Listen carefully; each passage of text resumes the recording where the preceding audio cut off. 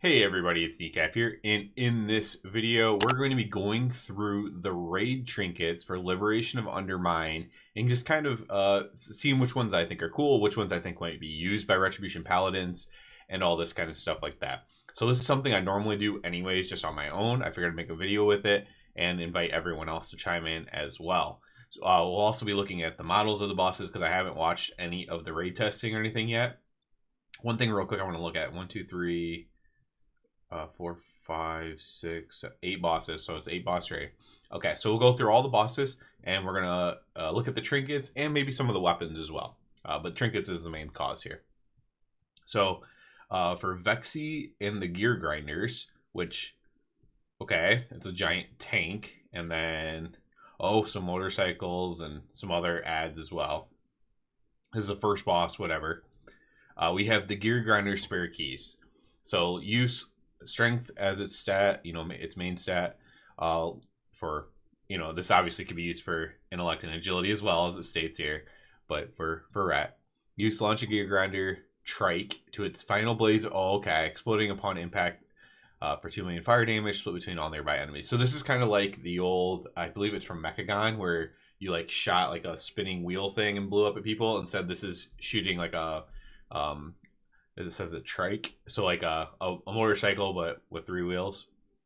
So that's kind of cool. I doubt this will be mainly used. This is like one that could potentially have been used back when we were using agility, or not agility, versatility, in previous expansions and stuff. So I don't think Ret will probably use this one.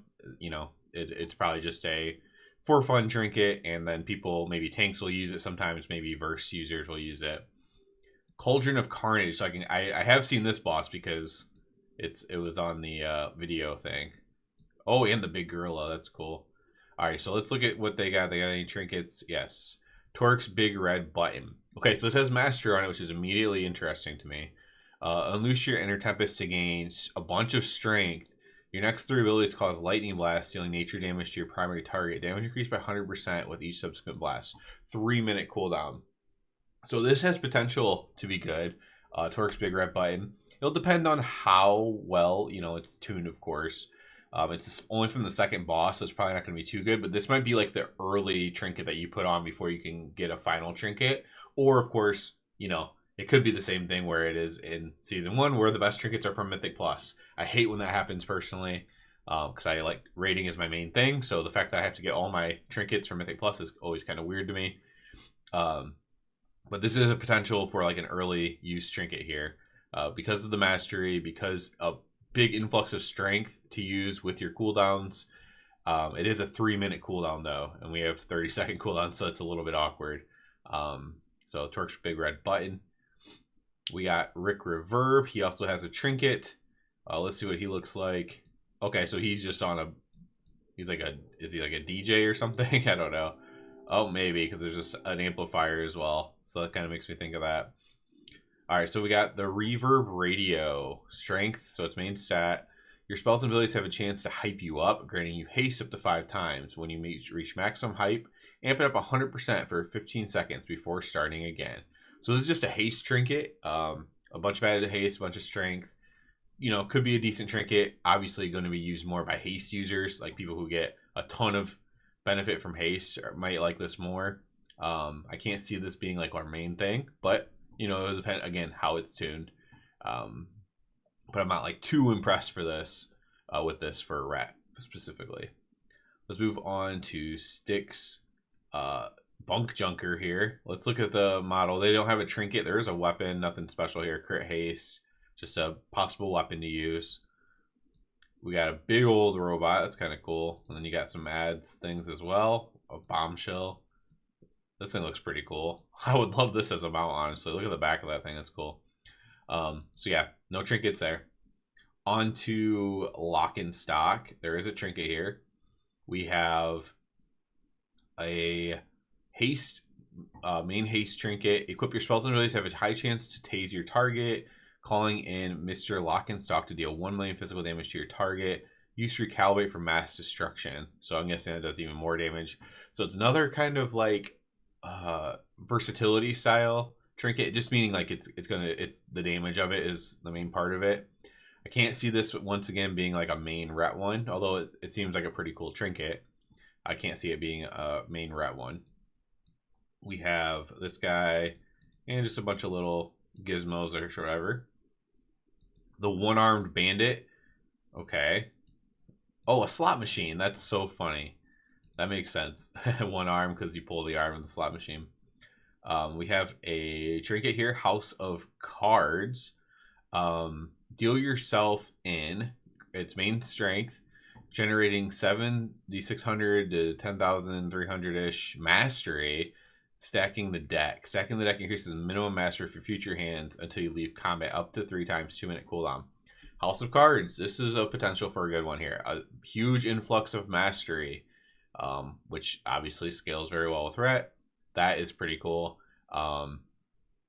So House of Cards, that has potential to be a good Ret trinket. Will also matter for how well it's tuned and all that. But this is potential for a good Ret trinket. We also have this thing here. So this is potential for the weapon that we might use. It's very rare, so it might be hard to get.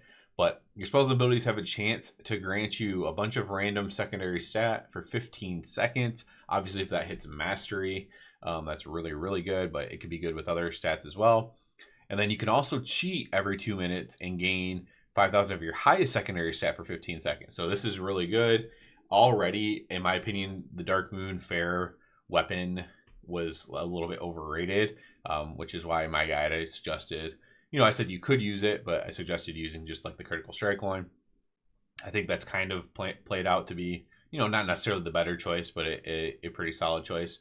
With a weapon like this available, obviously, I think this is probably going to be what you're going to want to go for. Obviously, this proc on this weapon is much better than than an embellishment would be.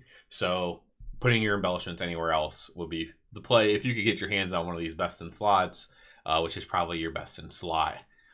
Let's move on to Muggsy. Oh, Muggsy. I love that name. It's like an old mafia name.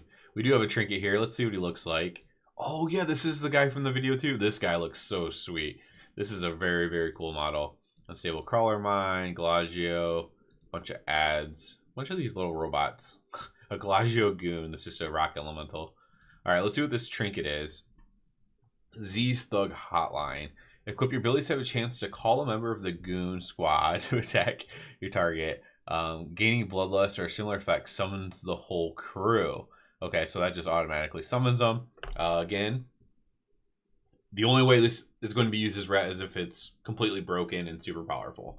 Other than that, probably not used as a Ret Paladin. And then finally, we have the Chrome King Gallywix. We do have Trinket here. Let's see what he looks like real quick. Oh, he also drops a cool weapon. Extremely rare. This isn't even on here. I wonder what that is. That could be a trinket. I don't know. Model looks sweet. Back to the loot. Let's look at the two-hander real quick. So this one's not extremely rare, so it might be easier to get. Your attacks have a high chance to contaminate your target with industrial runoff up to 25 times, dealing shadow damage for every stack. Okay, so that's really cool. So this is actually a really good weapon. Galleytech Limited Edition, it says on it. I don't know what that means. Galleytech Limited Edition. I wonder what that means on there. Somebody might know, but I haven't seen any articles or anything about it. That's really interesting. I wonder if there's like different... He can drop different stuff that has that, and you can only have one equipped at a time or something. But then you would think it would be on the very rare ring that he drops too. But this thing is really good, actually. So once again, if you can get your hands on one of these, you will not be using the Dark Moon embellishment for sure. I already probably wasn't going to suggest using it once again. But having these options is like, as long as you can get into the raid, these are, both these weapons are pretty cool effects. Let's look at the Trinket, Eye of Kazan. Mastery. It's good for starters there. Your spells and abilities have a high chance to power the eye, grants you strength up to 20 times, decaying rapidly when you leave combat. So it's really good for raid, not good for Mythic Plus. Not as good for Mythic Plus. While fully powered, the eye instead deals a bunch of fire damage to enemies or heals allies for a bunch of healing. So while fully empowered. Okay, so it's also doing damage while it's fully empowered. That's pretty cool, man. So yeah, this is actually a really good trinket. So Obviously, it drops off the final boss, so it could be a bit harder to get for some people, especially the mythic version. But this is actually a really good trinket. When we're coming off of a raid that had some really lackluster trinkets, especially for Ret Paladins, I think has been like 3 that I think are like really, really cool. And I'm not sure. Again, this could be something too. I don't know what this extremely rare item is. But yeah, that's really neat. So I really like that trinket. I really like the other 2 that I mentioned. And of course, the 2 weapons as well that have cantrip effects on them. So yeah, so that's where we are right here. This is something I always do to kind of get an idea before I do any kind of like real testing or whatever. There's a ton of trinkets. As you saw, almost every boss in here drops a trinket. And then there's so many trinkets in the Mythic Plus.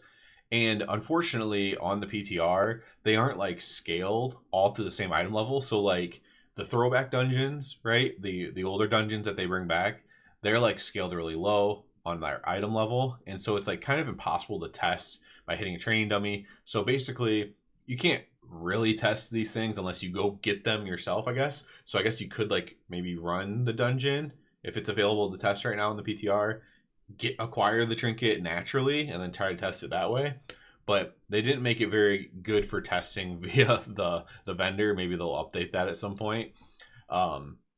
Unfortunately, wait, hold on a second. Okay, never mind. I wanted to see, this had the Payday Paladins had an interesting name, so I was wondering if they were going to have this limited edition too. I actually want to see what this looks like. Oh wow, that looks really cool. So yeah, can't really test them a traditional way, which I normally do on the PTR. I normally go through and I test the trinkets and have a very good but general idea of what trinkets are going to be best for Ret. Basically not going to be able to do that unless they change the vendor. And then also there's just so many, I don't know if I'd even be up for doing it. There's like 20 trinkets or something like that. It's crazy. Obviously some of them are probably really bad and you can probably skip over them.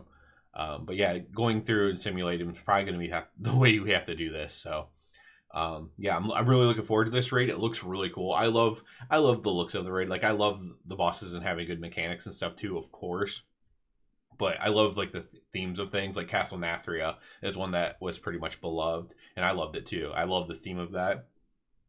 I love the theme of this like casino hotel thing, and then with these bigger and bigger, mob bosses as we get towards the top of the hotel or whatever. I think that's really, really cool. So looking forward to some of these trinkets, looking forward to these weapons.